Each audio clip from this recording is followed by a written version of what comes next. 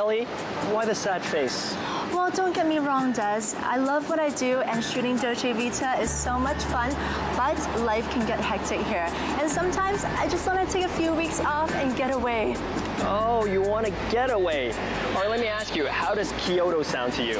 Because I know of a magic passageway that will get us to Japan, just like that. Should have told me earlier. I don't have my passport with me. When you're with Des, you don't need a passport. Can I show you? Okay. Each region of Japan is known for a specific type of food, and in Kyoto, the specialty is kaiseki. With delicacies originally offered to the imperial court, this haute cuisine represents some of the best Japanese values, such as harmony and balance. These values are reflected in the decor of the private tatami room and the conventional Zen garden behind the sliding screen. In a traditional kaiseki meal, exquisite tableware and accessories are almost as important as the food itself. The insistence on details like these makes me think that kaiseki must bear significance in the Japanese culture, right, Des? Good observation, Kelly. Kaiseki was originally served as part of the traditional tea ceremony. Now, it's believed that green tea tastes better when people have a full stomach, so kaiseki was in fact a light meal served during the tea ceremony. Of course, today we're going to sample a proper full-course kaiseki meal.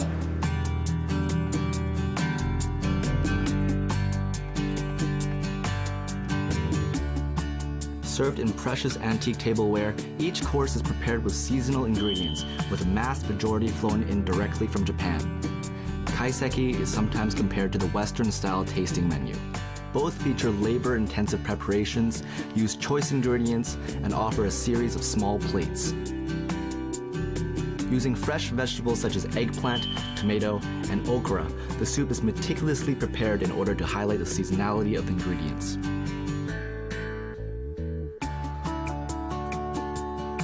A kaiseki meal is a beautiful progression of contrasting tastes and textures. The next course consists of a fine selection of sashimi, each at the height of its seasonal cycle. And on today's menu, we have trout from Shinshu, sea urchin from Hyogo. Between each course, side dishes.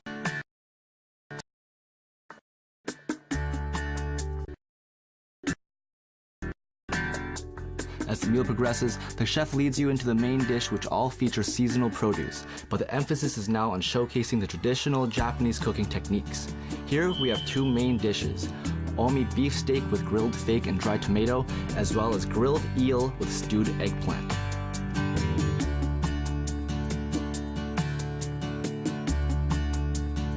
Eel from Lake Biwa in Japan are extremely rare and hard to come by.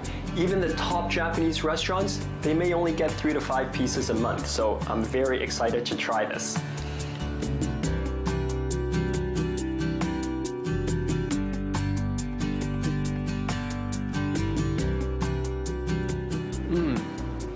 The first thing you notice is that the eel has been grilled in a way so it's crispy on the outside, but of course the meat inside still juicy and succulent.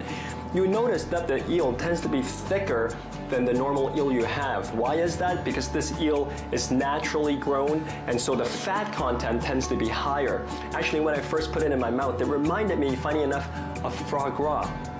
And that's why the chef has used a sweet sauce to balance out the flavor. Very nice.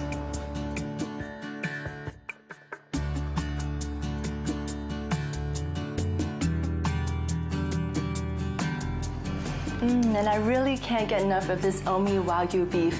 Because it is a tenderloin, it's not as fat as the usual Wagyu steaks that we get, but the even marbling of this cut of meat makes every bite juicy, tender, and flavorful. If you think this is just an ordinary rice course, think again. The truth is, even the water used for washing the rice is from Japan. Just how can you not admire the Japanese's serious attention to detail? After indulging in a multi-course kaiseki meal, nothing beats a hot cup of green tea. Refined and elaborate, the traditional Japanese tea ceremony is influenced by Zen Buddhism. Serving tea is a spiritual discipline, and the Japanese believes the ritual purifies the mind and attains oneness with nature. kaiseki is a finely choreographed meal with beautifully crafted and harmonious dishes. And the best part about such a unique culinary journey is that you get to experience it with all your senses. Now slow down and discover more about the Japanese way of life.